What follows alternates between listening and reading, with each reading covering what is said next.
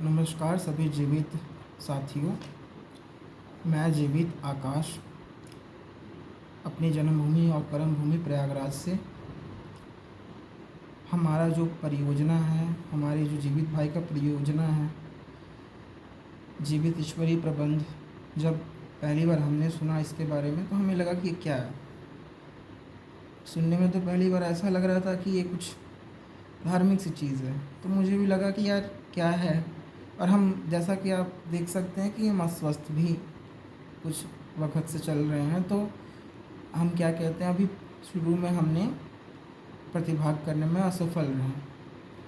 फिर हमने कुछ 1-2 दिन बीतने के बाद उनके अपने माता जी के माध्यम से मैंने उनके विचारों को, उनकी परियोजनाओं को,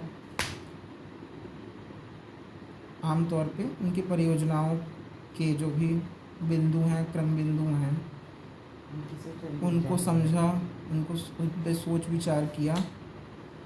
फिर उन पर क्रमबद्ध विचार करने के बाद उनकी परियोजनाओं को, उनके विचारों को, उनकी आइडियोलॉजी को, उनके जो भी दर्शन से जुड़ी बातें हैं उनको समझने के बाद हमें लगा कि ये तो बहुत ही तार्किक चीज़ है।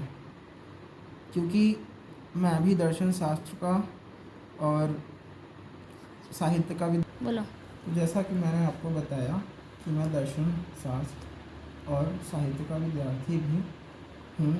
इन विषयों से मैं स्नातक कर रहा हूँ और अभी करूँगा। तो जब मैंने इनके विचारों को पढ़ा और समझा तो मुझे ये चीज़ केवल पता ही नहीं चली, और क्योंकि कुछ चीज़ें आपको पता होती हैं लेकिन आप आज के जग में, आज के भागदौड़ भरे जीवन में आप सोचते हैं कि हाँ, ये इससे हमारा क्या ताल्लुकात। हाँ बिल्कुल, मैं भी वैसा ही व्यक्ति हूँ कि मेरा क्या ताल्लुकात। फिर आप जब विचार करते हैं तो आप देखते हैं कि आपका कुछ नहीं जा रहा है यहाँ पर। तो मैंने भी सोचा कि कुछ नहीं जा रहा है, तो थोड़ा और गहराई से इसको देखते हैं।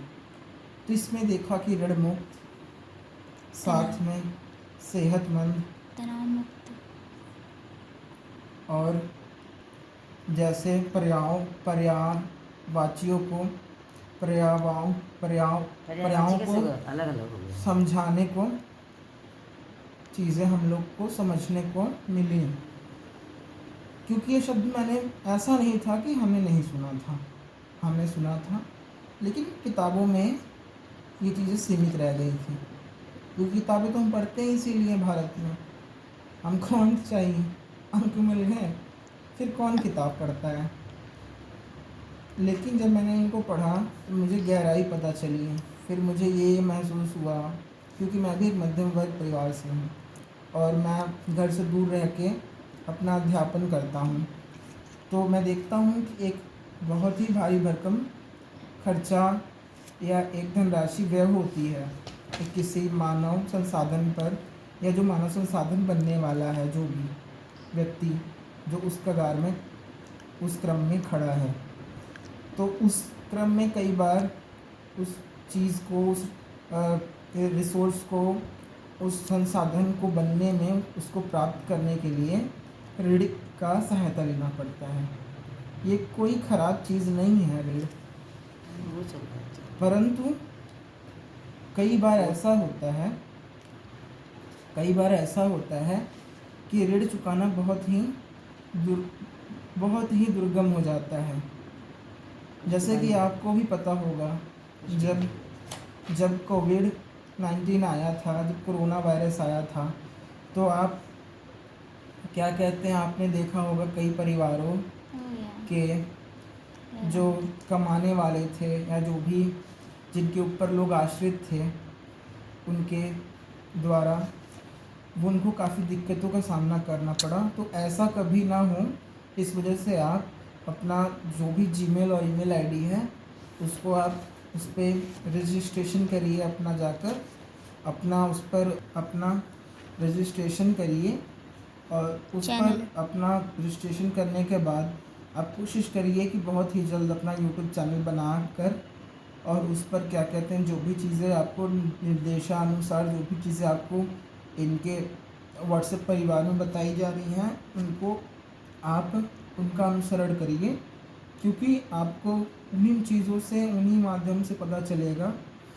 कि क्या कहते हैं आपको चीज़ें कैसे करनी हैं। क्योंकि मैंने भी वहीं से जाना, हमें भी शुरू में दिक्कतें होती थी, क्योंकि आपको लग रहा होगा कि हम युवा हैं, हाँ बिल्कुल ही हम युवा हैं, लेकिन हम भी बहुत ज़्यादा उनको उसको क्या बोलते हैं आंग्ल भाषा में, हाँ टेक्नोलॉजी फ्रीक हम भी नहीं हैं। तो वो टेक्नोलॉजी फ्रीक ना होने की वजह से हमें भी दिक्कत हुई। तो उसके लिए आपका जीवित व्हाट्सएप परिवार है और आप रजिस्टर करिए उस पर। क्या कहते हैं आप अपना उसके बाद क्या कहते हैं अपना यूट्यूब चैनल बनाइए, फिर आप निर्देशों को पालन करिए और क्या कहते हैं आप इस परियोजना का जीवित परियोजना का लाभ उठाइए।